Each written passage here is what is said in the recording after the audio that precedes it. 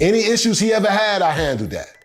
From reasonable doubt, when he sit here and tell you, my man got his side sprayed up on Uptown Block, that's me. That's me with this scar from here up here. So he never had no street issues. Look at me in my face, right? During my trial, look at me in my face telling me, yo, don't worry about it, bro. I got you.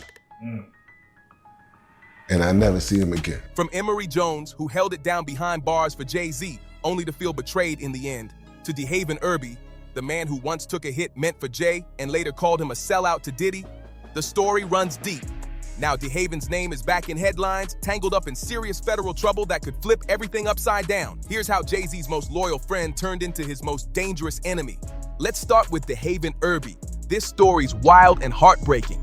DeHaven, JayZ's childhood friend, says he's the one who first showed Jay how the streets really moved. They grew up door to door in Brooklyn's Marcy projects, same building, same floor, tighter than family. According to DeHaven, he was the one who guided Jay through the hustle, showing him how to move smart and stay out of trouble. They rolled together through the late 80s and early 90s, building their names and their loyalty, until one night changed everything. DeHaven says during a tense street deal uptown, things went left fast. Shots rang out and he jumped in front of Jay, taking one to the side. That moment, he says, proved his loyalty, but it also marked the beginning of the end of their brotherhood. During the chaos of that ambush, DeHaven says he waved down a cab, handed JayZ the cash, and told him to grab his mom and meet him at the hospital. That moment, he says, showed real loyalty, the kind that can't be faked. Jay even nodded to it years later in Dead Presidents 2 from his debut album, Reasonable Doubt, where he rapped about his man getting his side sprayed up on an uptown block. But the betrayal, that came later. In the early 2000s, DeHaven got hit with major federal charges and says Jay looked him dead in the eye and promised, "Don't worry about it, bro. I got you." Then silence. No calls, no visits, no lawyer help, nothing. According to DeHaven, Jay vanished like he never existed. Still, DeHaven stood tall. He fought his case, refused to flip on anyone, and walked out a free man. But when he came home, everything was gone. No money, no roof, no friends. The same streets that once called him a king didn't even remember his name. While JayZ rose to become one of the biggest names in music, things between him and DeHaven turned icy. Fast! The tension exploded in 2007 when Jay dropped No Hook, firing off the line, "Forget DeHaven for caving, that's why we don't speak." Fans caught it immediately. Jay was hinting that DeHaven had flipped during his case. But DeHaven has never backed down, saying over and over that he never cooperated with anyone and has zero paperwork proving otherwise. Then came the twist nobody saw coming. After his release, DeHaven says he found out JayZ was now working closely with Desiree Perez, his ex from the early 90s, who had once cooperated with federal investigators in a major case and later climbed all the way to CEO of Roc Nation. That discovery, he says, cut deep, turning whatever hope was left into pure distance. Now at 55, DeHaven's living low-key but far from silent. He pops up on podcasts and runs an Instagram series called The Marcy Maid, where he tells his side of what really went down. In 2024 interviews, he even called Jay a coward, saying reconciliation will never happen, but he's let go of the anger just to find peace. And next comes the story that's shaking the industry to its core. Sean Diddy Combs, JayZ's longtime ally turned headline storm, facing some of the most shocking accusations hip-hop's ever seen. For years, Diddy and JayZ stood side by side, two legends who came up from the streets and built billion-dollar empires. Their bond stretched back to the late 90s, when both were carving their lanes not just as artists but as moguls. They dropped hits together, through major events, and were always spotted at the most exclusive parties, looking untouchable. Two kids, one from Brooklyn, one from Harlem, who flipped hustle into history. They co-owned ventures, toasted each other's wins, and became the face of what many called black excellence in entertainment. From champagne nights to power deals, they looked unstoppable, until everything came crashing down in September 2024. That's when Diddy was taken in on major federal charges tied to coercion, racketeering, and so-called freak-off parties that prosecutors claim dated all the way back to 2008. The case painted a dark picture, accusing him of using power and fame to pressure people into private performances that were allegedly filmed without permission. Diddy denied everything, but the walls were closing in, with over 100 people stepping forward with eerily similar stories. And just when it couldn't get wilder, a bombshell dropped that linked JayZ himself to the chaos. In December 2024, the story hit a whole new level. A civil lawsuit was updated to name both Diddy and JayZ in shocking accusations involving a teenage girl at an after-party following the 2000 MTV VMAs. The unnamed woman, represented by attorney Tony Busby, claimed she was taken to the event by a driver, given something that made her dizzy, and that both men were involved while a well-known female celebrity allegedly stood by and did nothing. JayZ's response came fast and loud. He called the claims completely false and disgusting, accusing Busby of trying to shake him down for money. His attorney, Alex Spiro, filed a countersuit, saying Busby had demanded a quiet payout to make it disappear, something Jay flat out refused. Jay said settling fake claims only fuels more lies, and he wasn't playing that game. He also made it clear he and Diddy were never real friends, just business associates who happened to move in the same circles. Still, with years of photos, events, and deals between them, fans aren't buying the distant story. Meanwhile, Diddy remains behind bars, waiting for his federal trial, while Jay keeps his name clean and his circle smaller than ever. Now, this next story flips the script, because this one actually shows what real loyalty looks like. Emory Jones, known on the block as Vegas for his flashy taste, met JayZ back in '89 when both were moving heavy through Brooklyn and Jersey's underground hustle scene. Jones was the organized one, handling logistics, keeping things smooth, and earning Jay's full respect. Jay looked up to Emory's brains and loyalty, even name-dropping him in Allure as the man who showed both the highs and dangers of that street grind. When Jay built Rockefeller, Emory was part of the inner circle, adding real street credibility that gave the brand its edge. But things took a hard turn in the early 2000s when Emory got hit with serious federal charges and was sentenced to about 16 years in 2003. While he served time at places like Fort Dix, Jay didn't forget him, not once. He visited, helped his family, and kept Emory's name alive in songs and interviews. Unlike DeHaven's story, this one showed what happens when loyalty runs both ways, and Jay proved it wasn't all talk. JayZ didn't just speak on loyalty, he lived it. While Emory Jones was locked up, Jay kept his name alive in the culture, making sure everyone remembered who he was. So when Emory came home, he wasn't forgotten, he was celebrated. In interviews, Jones said Jay's loyalty during his darkest moments proved everything. Their bond, unbreakable. And Jay didn't just show love, he changed the man's life. When Emory was released around 2019, after good behavior and new sentencing reforms, he came home to opportunity waiting for him. Jay immediately brought him into Roc Nation, where Emory now runs the apparel division like a boss. At 55, Jones is thriving, launching major collabs, including a Puma deal that dropped his own signature sneaker in 2023. That's almost unheard of for someone who isn't an athlete or performer. His brand pushes messages of redemption, second chances, and betting on yourself, just like his signature project, Notorious. And speaking of Notorious, we can't talk about JayZ's most dangerous and influential allies without bringing up the notorious B.I.G., aka Christopher Wallace. Their connection shaped hip-hop itself, a mix of brotherhood, rivalry, and deep respect that changed the game forever. JayZ and Biggie made magic together on Brooklyn's Finest from Jay's debut Reasonable Doubt in 1996, a track that proved both were lyrical heavyweights and crowned them Brooklyn royalty. There were even talks of forming a supergroup called The Commission, featuring hip-hop's top names. If it had happened, it could have been one of the most powerful crews the culture had ever seen. But behind the music, things got tense. As both men blew up, whispers started. Competition, ego, and quiet friction. Biggie was already the face of Bad Boy Records, while Jay was still building Rockefeller from the ground up. Some insiders said their friendship was turning competitive, with both gunning for the title of New York's #1. Then came the tragedy that changed everything. On March 9, 1997, Biggie was fatally shot in Los Angeles after leaving a Soul Train Awards after-party. He was only 24, right as his second album, Life After Death, was about to drop. The case still remains unsolved, tied to the East Coast-West Coast rivalry that had already claimed Tupac just months earlier. What makes it heartbreaking is that Biggie wasn't there for beef. He was there to promote peace and his music. But fate had other plans, ending one of hip-hop's most legendary runs far too soon. Biggie's death changed everything for JayZ. It marked a turning point in his life and career. Jay has paid tribute to Big countless times in his songs, always honoring the bond they shared and the influence Biggie left behind. Still, whispers never stopped. Some say Jay could have done more to cool down the East-West tension, while others believe he rose higher after Biggie's passing, stepping into the throne Brooklyn's king left behind. Now, digging deeper into JayZ's past, we meet a name that shaped his early grind, Calvin Klein Bub. Most fans don't know him, but in 1980s Brooklyn, Klein was legendary. A man who ran the streets like a boss and became a big brother figure to a young Sean Carter. Around '89, Jay started moving under Klein's wing, learning how to scale up and stay smart under pressure. Klein's operation was massive and built on precision, the kind that taught Jay more than any classroom ever could. Their bond was so strong that Jay immortalized him in songs like Allure, where he talks about riding shotgun in Klein's green BMW 5 Series, and December 4th, where Klein becomes the symbol of temptation and power in street life. To JayZ, Klein wasn't just a mentor. He was the blueprint of how to rise, stay sharp, and never fold under pressure. Klein schooled JayZ on more than just the grind. He taught him presentation, how to move sharp, look clean, and carry yourself like a boss even when eyes were watching.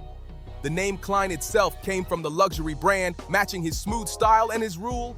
Everything had to look right, every move had to be planned, but even kings fall.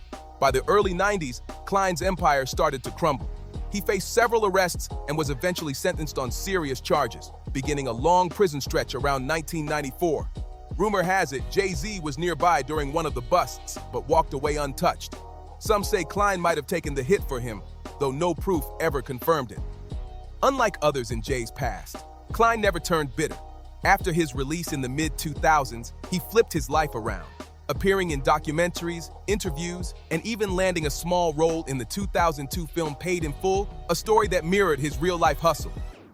In his 2014 Vlad TV interview series, Klein spoke about Jay with nothing but respect, calling him smart, strategic, and destined for greatness from day one. He admitted that prison, in a strange way, saved his life, forcing him to slow down, reflect, and see that survival meant evolving beyond the streets. Now stepping into the business side of JayZ's circle, we gotta talk about Kareem Biggs Burke. Biggs isn't just another name. He's one of the pillars who helped build hip-hop history. Alongside JayZ and Damon Dash, he co-founded Rockefeller Records back in 1994, laying the foundation for one of the most iconic empires the game's ever seen. But before the fame, Biggs had already made a name for himself in the streets. He wasn't loud or flashy, he moved quiet, but with power. He and Jay came up together, and word is, some of Biggs' early street money helped fuel the first phase of Rockefeller. His reputation came from being low-key but respected, the type of man who didn't talk much but got things done. Beyond music, Biggs played a huge role in building Rocawear, turning it into a multi-million-dollar fashion line. Everything seemed golden, the label was booming, the money was flowing, and Rockefeller had the crown. But in 2010, the past came knocking. Biggs was caught in a massive federal sweep called Operation Green Venom, targeting a major marijuana network that stretched across several states. It wasn't small time. It was big, organized, and serious.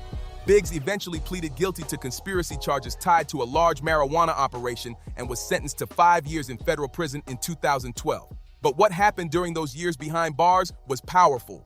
While serving time at facilities like USP Canaan, he took a hard look at his life, found faith, and gave his heart to Christ. When he came home in 2016, his mindset had completely shifted. In a 2017 Reddit Q&A, Biggs spoke openly about his spiritual awakening, saying prison forced him to slow down and find real meaning. By 2025, in interviews like Drink Champs, he set the record straight on one major thing. The 2004 Rockefeller split wasn't the nasty fallout everyone thought it was. According to Biggs, it was actually a business decision that just got messy in the aftermath. Now in his 50s, Biggs has reinvented himself completely. He's deep into philanthropy, running a luxury fashion brand, and mentoring young hustlers who want to win legally. His focus now is legacy. Not money, not fame, but growth and redemption. And speaking of legacies, we can't talk about JayZ's affiliates without mentioning Damon Dash, the man who turned hustle into an art form. Damon Dash wasn't just another name in JayZ's circle. He was the spark that turned ideas into empires. Rooted in Harlem's street hustle but gifted with sharp business instincts, Dame co-founded Rockefeller Records in 1995 alongside JayZ and Biggs Burke. His loud, fearless energy made him the heartbeat of the label while Jay handled the music. Dame was the CEO, the deal maker, the one knocking on doors and flipping them into opportunities. He locked in distribution, landed major partnerships, and built Rockefeller into an independent powerhouse that refused to play by industry rules. From Rocawear fashion to film production, the crew was unstoppable through the late 90s and early 2000s. But in 2004, everything cracked. When JayZ sold his stake to Def Jam and stepped up as president, Dame saw it as betrayal. The moment Jay traded independence for the corporate world, he felt blindsided, left standing outside the empire he helped build. The split turned ugly and public. Dame called Jay disloyal and too corporate, while Jay's side said Dame's behavior made the breakup unavoidable. What followed was a cold war of interviews, sneak comments, and quiet resentment, with Dame growing louder every year about how fame and power turned brotherhood into business. Once Dame Dash was no longer part of JayZ's climb, everything around him started to crumble. By 2015, he filed for bankruptcy, losing major assets and getting hit with a string of lawsuits that nearly wiped him out. Losing Jay as a business partner didn't just end a friendship, it shut him out of the entire industry. With JayZ holding so much power, few people dared to side with Dame, and his phone stopped ringing fast. The two battled over old Rockefeller assets, master rights, and public credit, but Dame claimed it went deeper, that he was blackballed. In interviews as recent as 2024, Dame called Jay ruthless, saying his former friend used his power to quietly block him from every major deal. According to Dame, he'd have meetings lined up, contracts ready, and suddenly, silence. Doors closed, investors disappeared, and opportunities dried up overnight. It painted a dark picture of how power can erase even those who helped build the throne. And next, we move to one of the wildest and most documented chapters in JayZ's past, the 1999 stabbing of music executive Lance Rivera. The altercation went down at Manhattan's Kit Kat Club during Q-Tip's amplified album release party, a night that almost ended in tragedy and left JayZ facing his only criminal conviction. At the height of his fame after Volume 2, Hard Knock Life, JayZ was preparing to drop Volume 3, Life and Times of S. Carter. But behind the scenes, he was paranoid. Back then, before streaming, leaks could ruin everything, and word spread that someone was bootlegging his album. Jay allegedly believed record exec Lance Rivera was the one behind it. And when he saw him at a Manhattan party that night, things got tense fast. Witnesses say it all went down in seconds. A heated argument, chaos, and Rivera left with serious stab wounds that could have easily been fatal. The scene was wild, flashing lights, crowds screaming, and Rivera rushed to the hospital as news cameras caught the aftermath. Jay left the scene but turned himself in the next day with his lawyer by his side. At first, Jay claimed innocence and pled not guilty, but as more witnesses spoke out and the evidence stacked up, he changed his plea in 2001 to third-degree assault. He was sentenced to 3 years of probation, avoiding jail time altogether. The case became one of hip-hop's most infamous scandals, marking the only criminal conviction in JayZ's career, and a reminder that even the most powerful stars have chapters they'd rather forget. In his 2010 memoir, Decoded, JayZ finally opened up about the Rivera incident, calling it a moment where he lost control and let emotions take over logic. He admitted the stabbing was a lapse in judgment, a flash of old street instincts breaking through the businessman he was trying to become. Jay said it was a harsh wake-up call that nearly cost him everything he had built. Rivera, meanwhile, survived and rebuilt his life, later moving into film production and continuing to work in entertainment. But that night would forever link their names in hip-hop history. Then came a twist no one expected. In 2023, Rivera changed his story, saying Jay wasn't actually the one who stabbed him. He claimed Jay took the blame to protect someone else, a theory Nas had hinted at all the way back in his 2001 diss track Ether. Rivera later said he forgave JayZ, admitting he understood the paranoia and pressure that came with fame during that wild era. And now we turn to one of the most overlooked names in JayZ's journey, Jaz-O, born Jonathan Burks. He was the man who first opened the doors of hip-hop for a young JayZ, mentoring him before the fame. Their bond started strong, but like many in Jay's story, it didn't end the same way. Back in the late 80s, Jaz-O was already making waves in the underground scene when he spotted a young, hungry Sean Carter. He took Jay under his wing, gave him his stage name, a flip on Jaz-O, and even brought him overseas for his first big trip to London in 1988. Jaz featured Jay on tracks, coached him on stage presence, and taught him how to move like a real artist, not just a battle rapper from the block. For a while, they were tight.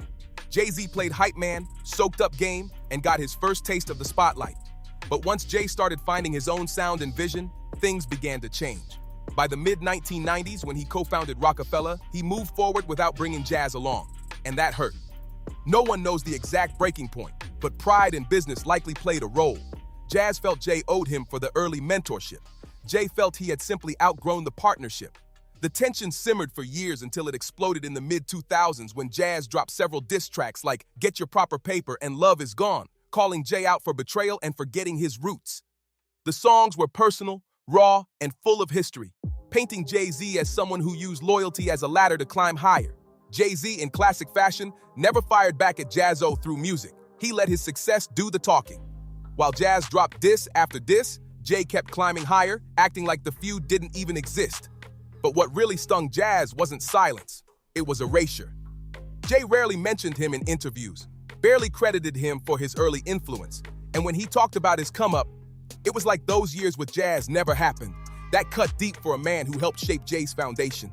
Today, Jaz-O's still around, releasing music here and there, but history's mostly forgotten his name, even though his fingerprints are all over JayZ's rise. Now, shifting gears, another key figure often left out of Jay's story, Calvin, Uncle Buzz. Calvin, he wasn't just background. He played a real role during Jay's early street years. Uncle Buzz was DeHaven Irby's uncle, already established in Trenton, New Jersey, when the crew expanded their operations there in the early 90s. His job? Logistics and transportation. According to DeHaven, Uncle Buzz had that police look. Clean-cut, respectable, the kind of guy who could move around unnoticed. He kept things running smooth behind the scenes while everyone else took the spotlight. Uncle Buzz was the silent mover, the one who kept things flowing smooth and under the radar. His calm, clean-cut image made him perfect for handling business between cities without raising any red flags. The crew operated out of DeHaven's aunt's house in Trenton, where Uncle Buzz already lived, turning it into a trusted family base where everyone knew their role. That same house became a second home for JayZ. What started as short visits turned into weeks, then months, until he was practically living there full-time before fully diving into music. It was a tight circle built on loyalty, trust, and quiet strategy. The kind of foundation most outsiders never knew existed. DeHaven often calls Uncle Buzz one of the silent kings, the unsung figures who helped shape JayZ's rise but never got their credit. They weren't on the covers, they weren't in the interviews, but without them, the story wouldn't be the same. So what do you think? Did JayZ's rise leave too many forgotten names behind? Were these silent kings truly the backbone of his empire? Drop your thoughts below. Hit that like button, share, and don't forget to subscribe. And I'll catch you in the next one.